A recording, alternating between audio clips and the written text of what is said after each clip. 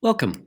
In this lesson, we're actually going to calculate what we call the line of best fit for a scatter plot. Luckily, what they're going to do is they're going to draw in the line of best fit. The yellow or oranges points are all our scatter plot points. What they do is we kind of estimate this line of best fit. Then we take 2 points on the line. So they'll mark the 2 points for you. So it's very important that you realize you're going to be using these 2 points, and what we're going to be doing is we're going to be writing the equation of that line of best fit. So I would highly recommend you take the time to write down the x and y value. X value is 9, y value is 6 for both points. So, and then this one has an x value of 5 and a y value of 0. Now we're going to calculate the equation of the line of best fit, and we'll do it as y equals mx plus b.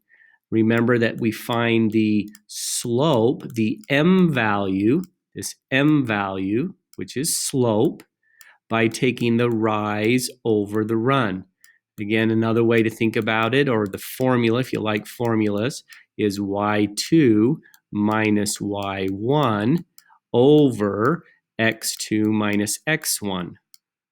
And then once we find the slope, we'll find our b value by taking our y value of one of our points, minusing off the slope we get, times the x value of the point we're going to use. So for instance, I'm going to take my second y value, which is 6. I'm going to minus off my first y value, which is 0. I'm going to put that over my second x value, which is 9, minusing off my first x value, which is 5, and I get 6 over 4, which reduces to 3 halves. So right off the bat, I know my equation is going to be y equals 3 halves x. Maybe I'll even use the fraction key here. I don't think you have to, but 3 halves. Don't forget to always put an x. But now I need to find my b value. The way I'm going to find my b value is I'm going to use the easiest point. So I'm going to use this point right here. Its y value is 0. Whoops, I wanted to put that underneath the y so you understand that we're looking for b. My y value is 0 minus my slope, again we calculated to be 3 halves, times my x value. What was my x value? My x value was 5. So I have 0 minus 15 halves, because 3 times 5 is 15 over 2. And so actually that's my y-intercept. It's a negative, remember, so that's why I put a minus here. I knew that was going to come out negative when I was doing it. And so I do a negative 15 halves. And a lot of these fractions are going to make things difficult for some of you students, but just don't let fractions panic you. Submit, and we did it correctly.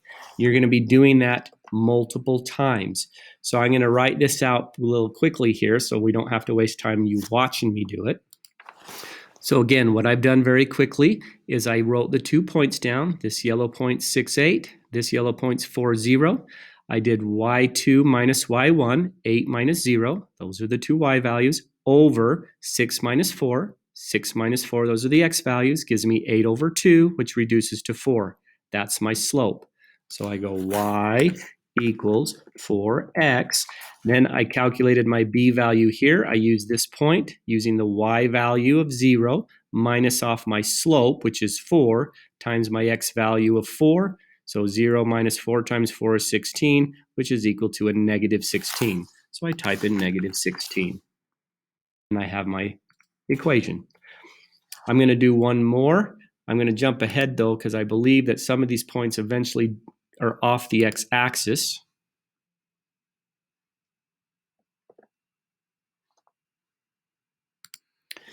Again, like this one here.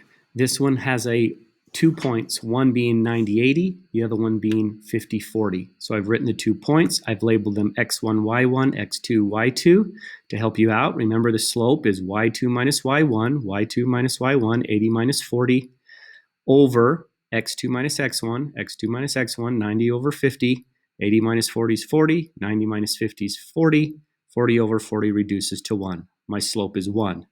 Then I calculated my b value by taking this first point here, taking its y value of 40, minusing off the slope that I calculated, which is 1, times the x value of this point, which is 50. 40 minus 1 times 50 is 50. 40 minus 50 is negative 10. So I come over here now and type in my equation. Y equals, you do not necessarily need to type in the 1x, but I'm going to do that anyway, minus 10. Slope of 1, y-intercept of negative 10. Again, follow this process. If you have any questions, I will help you in class, and we will see you then.